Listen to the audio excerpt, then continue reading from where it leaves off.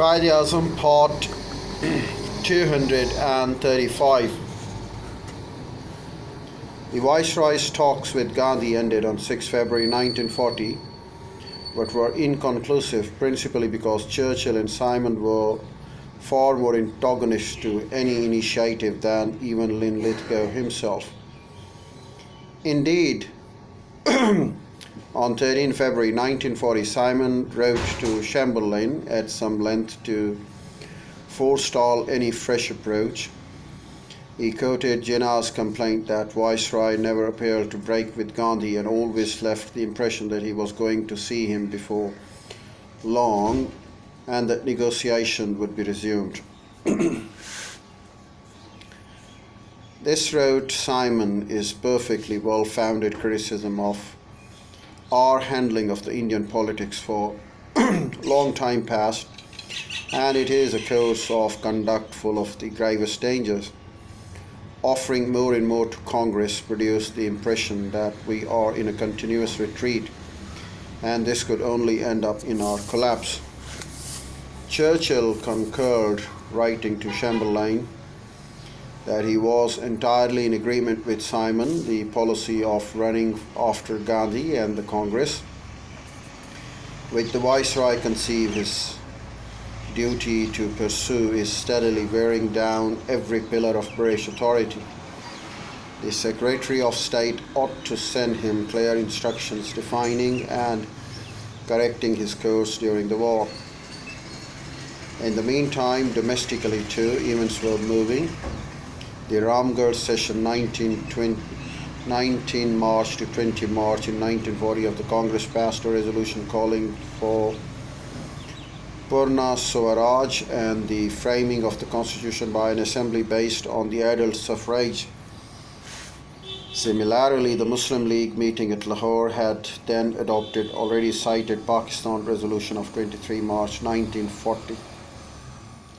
Despite the Secretary of State's efforts in the period November 1939 and March 1940, neither the Viceroy nor the Cabinet was prepared to espouse Cripp's strategy of opening negotiations with representatives of the Congress and the League on the basis of India's right to frame its own constitution.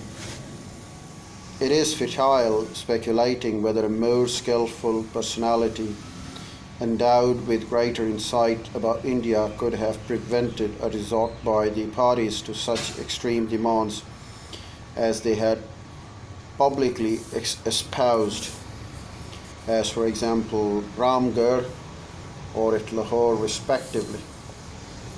However, in retrospect, it does seem that the conclusion drawn by Cripps in December 1939 were in greater harmony with the existing political realities than the prevalent official British policy. In March 1940, Cripps, then in China, wrote to Nehru regretting that the British government was behaving so stupidly, as I had some hope, after my talks with the Viceroy, that matters might improve. The August 1940 offer. On 10 May 1940, Winston Churchill was sworn in as the Prime Minister of war-challenged Britain. And there is where British thought and energy then got totally focused in combating their principal adversary, Nazi Germany. In knowledge of developments, Cripps then had a talk with Leopold Emery, the incoming Secretary of State for India, and shared with him his scheme, emphasizing the need for deciding whether to coerce or conciliate the Congress, as the danger of the civil disobedience in the midst of the war now confronted the Raj. Personally favoring conciliation, Cripps urged, announcing that India would have the right to settle its own future, to assist with process HMG, would send out a team of 2 or 3 negotiators to bring the parties together. Cripps emphasized